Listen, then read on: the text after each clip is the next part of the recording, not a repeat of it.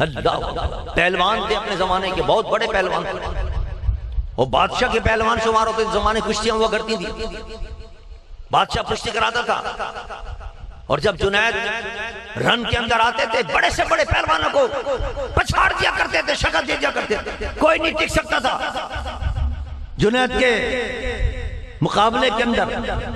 لیکن ایک سید زادہ تھا اس زمانے کے اندر، اس کے گھر میں فاقے تھے، بھوک تھا، افلاس تھا، کھانے کو نہیں تھا۔ ایک دن وہ پریشان ہو گیا اور اپنی بیوی سے کہنے لگا آج میں بہت کچھ کما کے لاؤں گا۔ لوگوں نے کہا کیسے کما کے لاؤں گا؟ اس نے کہا جنید سے مقابلہ کروں گا آج میں، جنید بغدادی سے۔ اب بتائیں، جنید اس زمانے کا معروف و مشہور پہلوان جس کا کوئی مقابلہ نہیں کر سکتا تھا پہلوانوں میں، اور یہ پہلوان بھی نہیں، کھپچی سا انسان، دبلا پتلا سا سید زادہ۔ لوگوں نے کہا پاگل ہوا، اٹھا کے پھینکے گا، پھوک سے اڑ جائے گا تو جنید کی تو دیکھا نہیں، دیکھو میں جیت کے آؤں گا۔ بادشاہ کے پاس گیا، بادشاہ میں تیرے پہلوان جنید سے مقابلہ کرنا چاہتا ہوں۔ بادشاہ نے کہا تو اپنی حالت تو دیکھ، دبلا پتلا سا آدمی ہے، سنگل پٹلی کا انسان، پسلی کا آدمی ہے، جنید سے مقابلہ کر، جنید سے تو بڑے بڑے پہلوان مقابلہ نہیں کر سکتے۔ نے کہا نہیں، میرا کرا کے دیکھے میرا مقابلہ، میں چت کر دوں گا۔ اعلان ہو گیا بھائی، بادشاہ نے کہا اعلان کر دوں، ہم بھی دیکھیں گے کشتی، عجیب کشتی، یہ تو عجیب نرالی کشتی ہے، ایک ڈھان پان سا انسان جنید کا مقابلہ کرنے آ رہا ہے، ہمارے پہلوان سے مقابلہ کر، چیلنج کر رہا ہے۔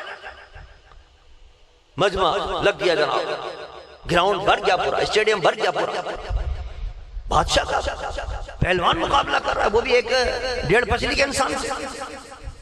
چنانچہ جب مقابلہ شروع ہوا، مقابلے کے اندر طریقہ ہوتا ہے پہلے ہاتھ ملاتے ہیں، پھر ملتے ہیں دونوں پہلوان، اور پھر وہ کشتی شروع ہو جاتی ہے۔ جب اس نے ہاتھ ملایا سید زادے نے جنید کو، اور جب گلے لگایا تو کان میں کہا میں پہلوان نہیں ہوں، میں تو ایک غریب سید زادہ ہوں، حضور کی اولاد میں ہوں، افلاس کا مارب ہوں، گھر کے اندر بھوک تھی، کئی دن کے ہم بھوکے ہیں، ہم ہمارے گھر والے صرف لڑنے کے لیے اس لیے آیا ہوں کہ اگر جیت جاؤں گا تو کچھ پیسے مل جائیں گے، مجھے میرا خیال رکھ لینا ذرا۔ اللہ، بس اتنا کہنا۔ وہ جنید جس کے آگے لوگ کعبہ کرتے تھے، جس کا مقابلے کے اندر کوئی آتا بنی تھا، بس اتنا سننا تھا کہ جنید کے پاؤں کانپنے لگے۔ اللہ، جنید بغدادی ایسے لڑتے رہے، شروع کے اندر لڑائی شروع ہو گئی، کشتی شروع ہو گئی۔ بس یہ سننے کے بعد کچھ دیر کے بعد کشتی کر کے خود گر پڑے، اور وہ سید زادہ سینے پہ سوار ہو گئے، سینے پہ سوار ہو گئے۔ پورے اسٹیڈیم کے اندر تالیاں بج گئی، لوگ حیران تھے یہ کیا ہو گیا۔ بادشاہ نے کہا نہیں بھائی یہ تو کوئی غلط فہمی ہو گئی ہے، میرے سمجھ میں نہیں آتا، میرا پہلوان اور کیسے ناکام ہو جائے گا۔ کہ دوبارہ کشتی ہوگی، بادشاہ نے کہا دوبارہ کشتی ہوگی، میرا پہلوان ہار نہیں سکتا، اور وہ بھی اس 1.5 پسلی کے آدمی سارے نہیں ہو سکتے۔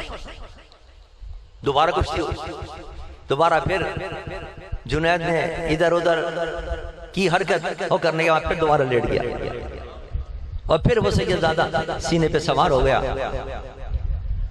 ہائے ہائے، کشتی ختم ہو گئی، کشتی ختم ہو گئی۔ لوگوں نے پوچھا کشتی کے بعد جنید آج کیا ہوا تجھے؟ تیرے سامنے تو بڑے بڑے سورما اور بڑے بڑے شیر اور بڑے بڑے رن کے ماہر پہلوان نہیں ٹکتے تھے، آج تو اس 1.5 پسلی کے آدمی کے آگے بات کھا گیا اور شکست کھا گیا، کیا ہو گیا تجھے؟ کیسے تم نے اپنے سینے پر سوار کر لیا اس نے؟ ہائے ہائے، جنید نے بھی کیا جواب دیا ہے؟ جنید نے کہا کہ میں شمر اور یزید تو نہیں تھا جو کسی اہل بیت اطہار کے سینے پر سوار ہو جاتا، وہ سید زادہ تھا، اس نے کہا میں نے اپنا سینہ حاضر کر دیا، اپنے اوپر سوار کر لیا۔ میری ہمت نہیں تھی کہ میں کسی سید زادے کے سینے پر سوار ہوں، نہیں، میں نے قربانی دی۔ آپ اندازہ کریں، اس کی عزت داؤ پہ لگی ہوئی ہے، اس کی شہرت داؤ پہ لگی ہوئی ہے، اس نے اپنی شہرت قربان کر دی، عزت قربان کر دی، ناموس مصطفیٰ کے لیے حضور کے اہل بیت اطہار پر قربان کر دیا، حضور کی نسبت پر اپنی عزت قربان کر دی۔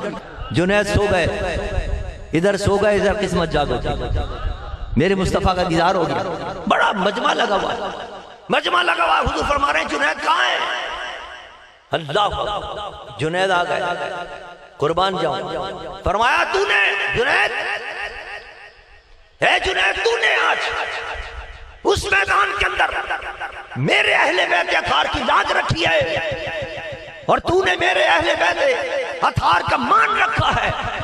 آج سے میں قیامت کے دن تیرا مان رکھوں گا، تجھے اولیاء کا سردار بنا دیا. آج سے ہم نے جو اکھاڑے کے اندر لڑا کرتا تھا، کشتیاں لڑا کرتا تھا، ایک معمولی سا پہلوان تھا، اللہ نے ادب مصطفیٰ کے صدقے میں، اہل بیت اطہار کے ادب کے صدقے میں یہ مقام عطا کیا کہ ولیوں کا سردار بن گیا. اور اس کے سلسلے کے اندر حضور غوث پاک جیسے اولیاء پیدا ہوئے. حضور غوث پاک کوئی معمولی تو نہیں، ولیوں کے سردار ہیں. جو غوث پاک کا بھی مرشد بنے اس کی شان کیا ہوگی اندازہ. جنید حضور غوث پاک کے اولیاء کے اندر شمار ہوتا ہے، حضور غوث پاک کے مرشدوں میں شمار ہوتا ہے. یہ مقام اللہ نے اس لیے عطا کیا کہ اس نے اللہ کا ادب کیا. اللہ کا ادب کیا مطلب؟ کہ اللہ کے شاعر کا ادب کیا.